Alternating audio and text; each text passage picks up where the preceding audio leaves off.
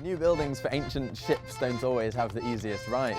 Last year, the visitor centre for Greenwich's Cutty Sark got voted the ugliest building of the year and won the Carbuncle Cup.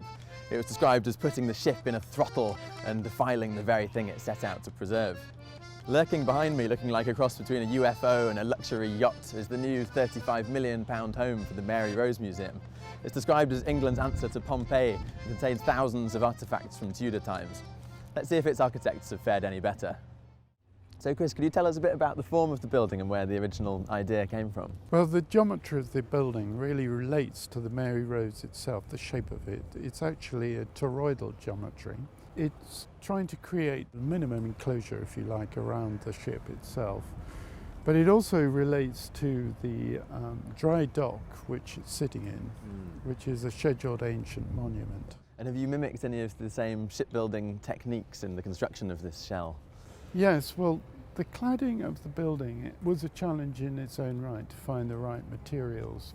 I felt that timber was appropriate, partly because of the shipbuilding idea. The building's sited right in the centre of Portsmouth's historic dockyard, which is still a functioning Royal Navy base. It's a very surreal context to be working in, because we have the 18th century warship of the HMS Victory behind me, the Georgian buildings of the old naval base, which is still functioning, and then things like the Spinnaker Tower in the background, which bring illusions of Dubai's Burj Al Arab Hotel. Being a boat-like building, it's interesting to compare the Mary Rose Museum with the HMS Victory, where you literally have this dramatic entrance broadside up the gangplank. With the Mary Rose, instead, they built this kind of porter-cabin entrance on the front, which disguises the boat-like form of the building and makes the entrance slightly underwhelming. Let's see what it's like inside. So Chris, can you tell us a bit about how you arranged the interior spaces around such a precious object?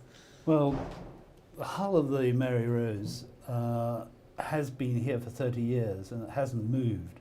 So the museum was built around her, and she is the sort of heart of the museum. And what we did is, what you see here is the starboard side. But because we had all these objects, we'd have loved to put them back in position on the original hull, but it can't take any weight. So we rebuilt the missing port side in a simplified manner, but the same shape and spatial arrangement and the same deck levels as the original hull, and put back in her all those objects that would have been on the starboard side. Right. And put back in a way they would have been just before she capsized on the 19th of July 1545. Obviously there are some important pieces to show, and the guns were part of that selection.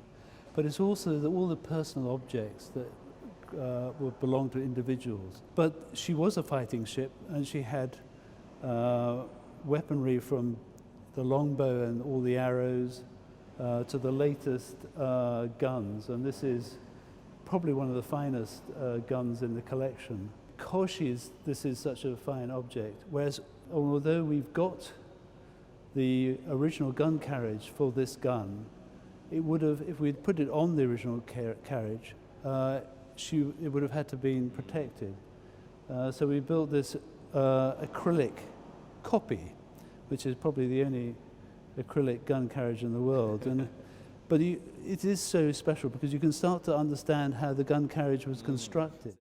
So Chris, there are all these strange kind of hieroglyphic markings dotted around the hull of your building. What are they about?